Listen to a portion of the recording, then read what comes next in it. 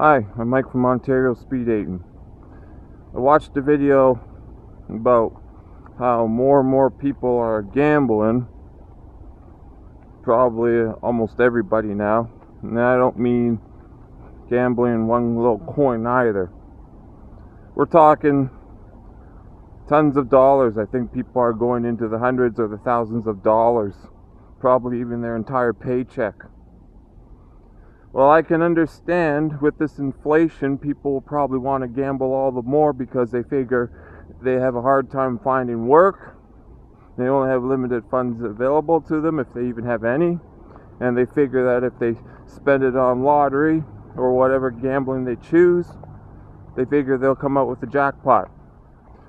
Well, I'm afraid to tell you, the odds of you winning are 1 in gazillion.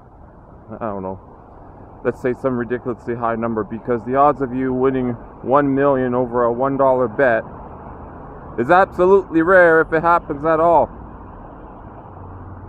So this whole gambling bit, if everybody's into this gambling bit, it's costing a lot of businesses money. Why? Well, let's look at the restaurants. Back in January, an estimated 7,000, or was it 4,000, but several thousand restaurants are destined to close this year because of inflation and all that. But if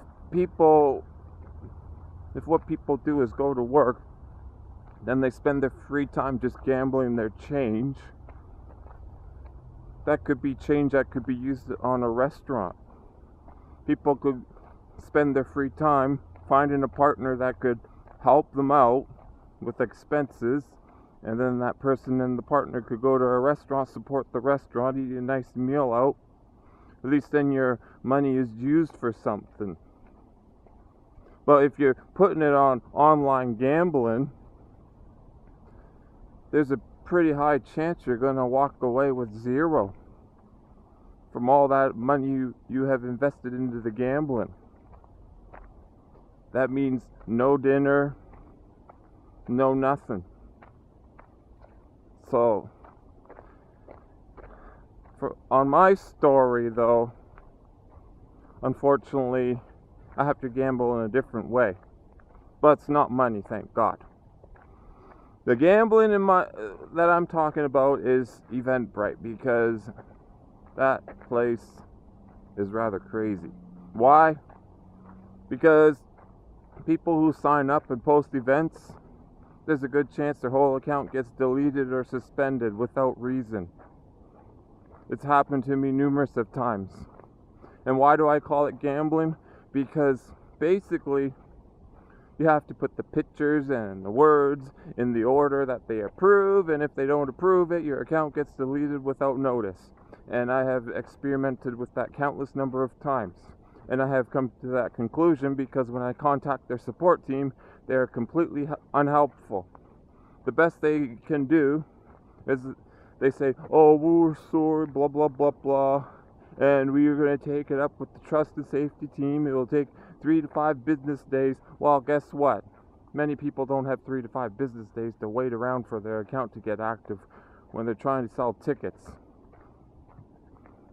That is another reason why people are reeling, because Eventbrite's stopping gig workers from selling their tickets for whatever period they feel like, and when that period is on, how are the gig workers supposed to make money through them, right?